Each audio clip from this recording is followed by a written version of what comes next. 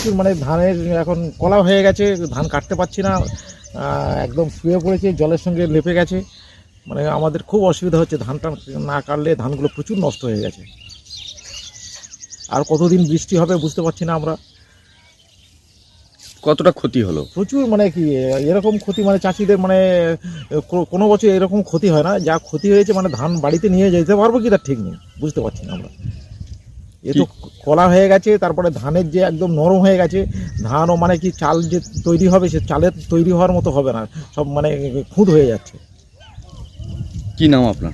আমার নাম জনার্দন সাপুই। তো বিশাল ক্ষতি হয়ে গেছে ধানে। আমরা এই জলে এখন ধান কাটছি। প্রতি বছর কি এরকম হয়? হ্যাঁ, প্রতি বছর এরকম চাষের সময় এরকম ক্ষতি হচ্ছে।